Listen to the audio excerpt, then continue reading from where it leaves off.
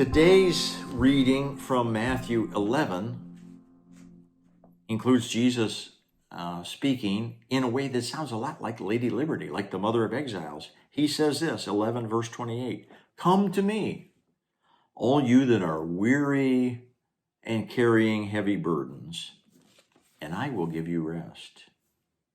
Come to me, Jesus says, all of you, not a few, not some, not those who look like me, not those who speak my language. Come to me, all of you who are weary and carrying heavy burdens, and I will give you rest.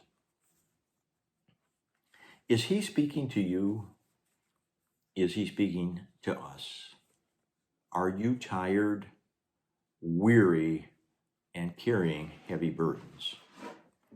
If so, know that you are in a very large crowd these days, and Jesus is calling to you. People are tired. People are weary. Some are just tired of this pandemic, sheltering at home, working at home, wearing masks, and please be sure to not be one of these terrible people who thinks you shouldn't wear a mask. Wear one to keep others safe and yourself. People are tired from anything involving the word Zoom. People are tired of hearing the news. It's so depressing, and it seems like it's always the same. People are tired. They don't feel well. People are tired. Their bodies used to be reliable, and now they just don't work the way they used to. People are tired.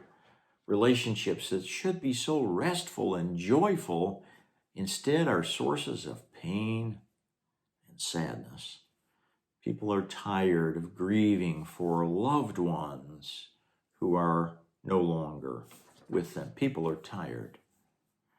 People are tired of always being poor. Some people are working 2 jobs, 60 hours a week, and they're still poor, and there's no way out. The system is just stacked against them, and they're tired. Some people are tired of being judged by their appearance or their age or their gender identity. Some are tired of being treated as a color. Some are tired of being treated not just as an American, but as a hyphenated American, African American, Asian American, when European Americans are never hyphenated. People are tired.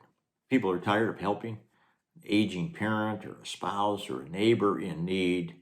Some people are tired from their activism, feeding, serving, caring for people during these difficult times.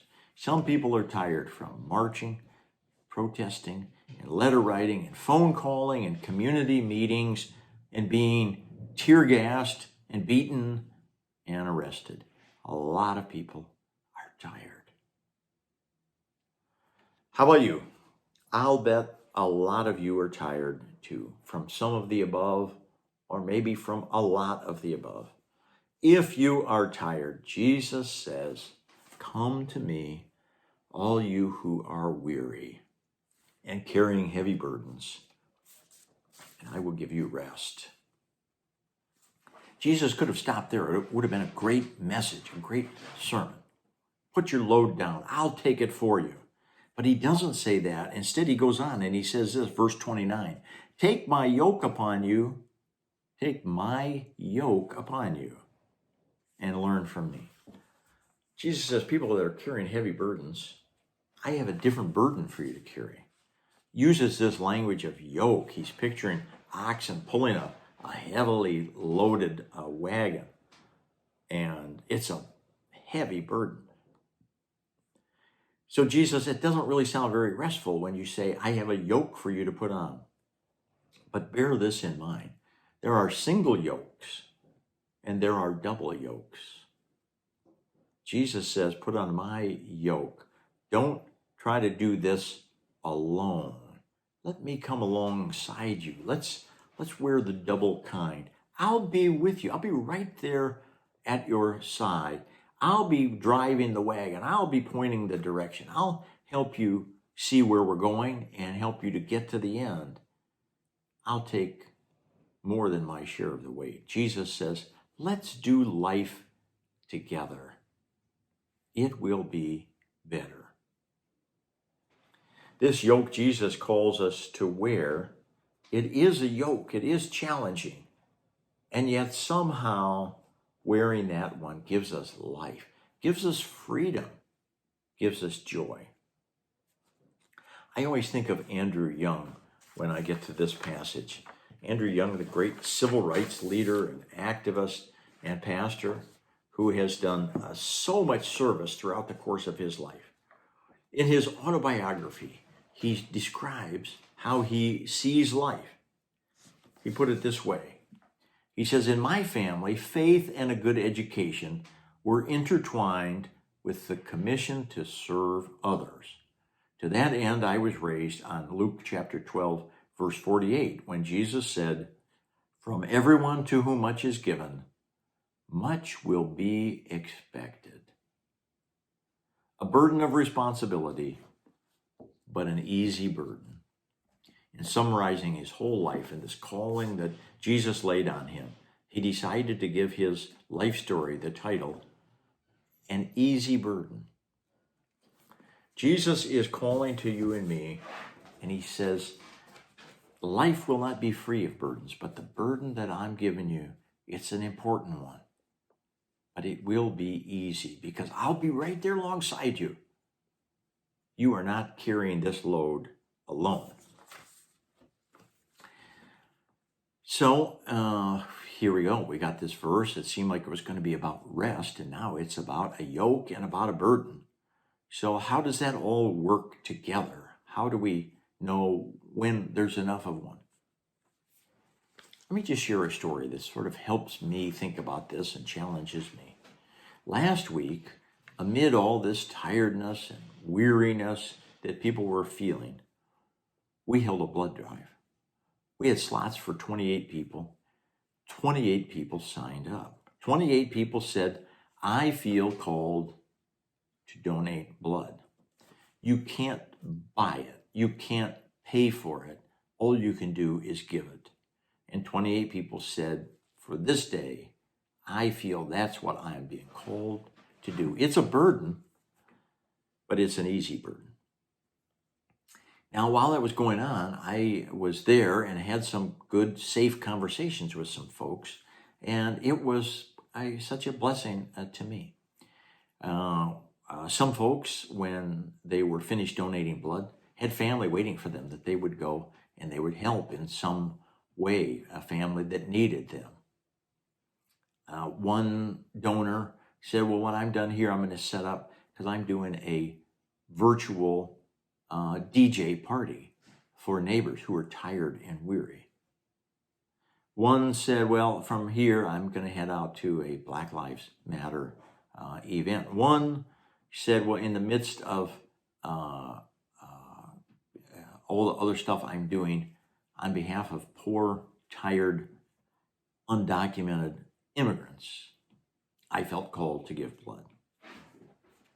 And then, along with all of those, there was our alderman,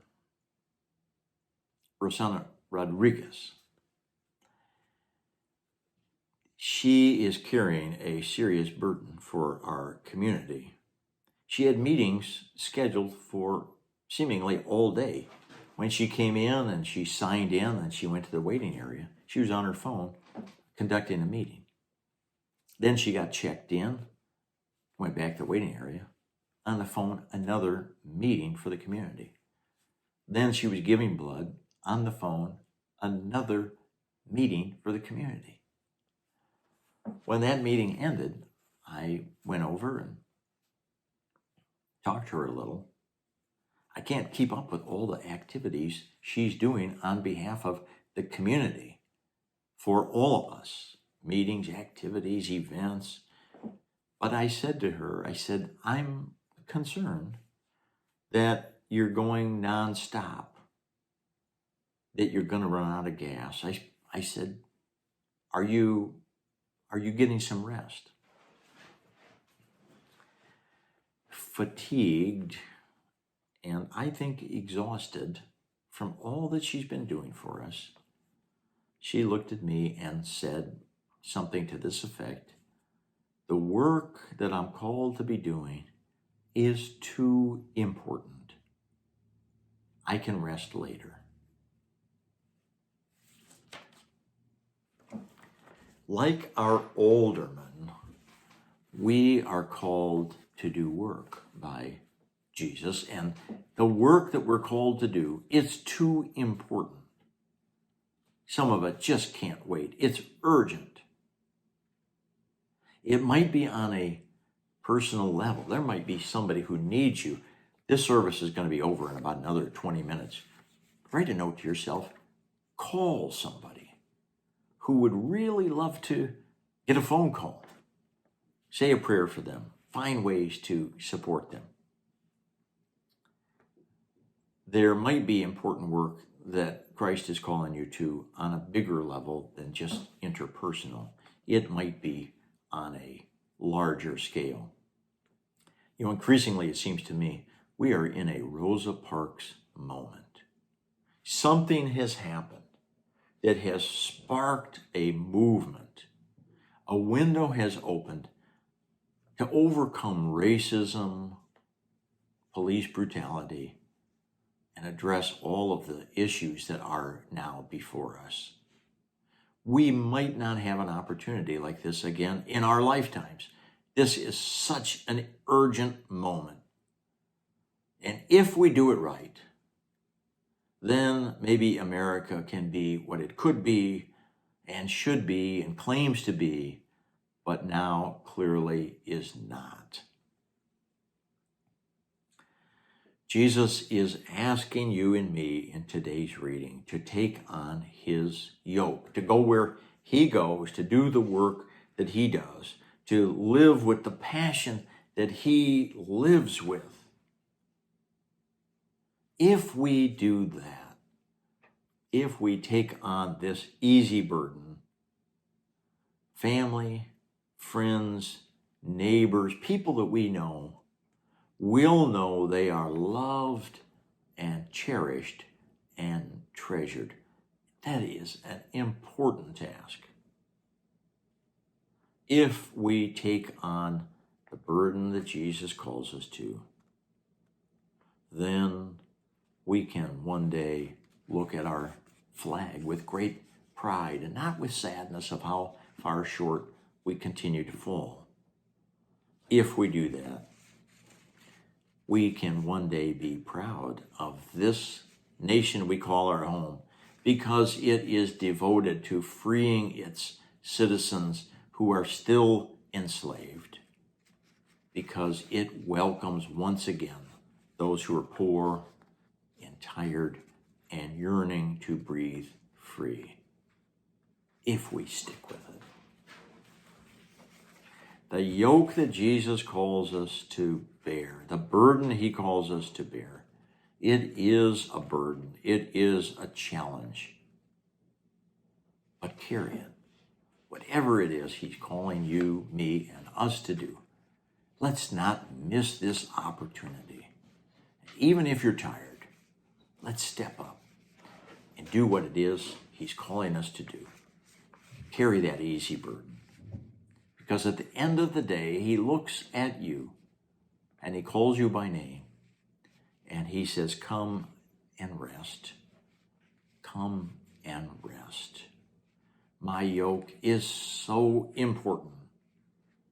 The work I'm calling you to is so important. But it is an easy burden. My burden is light. Come and rest.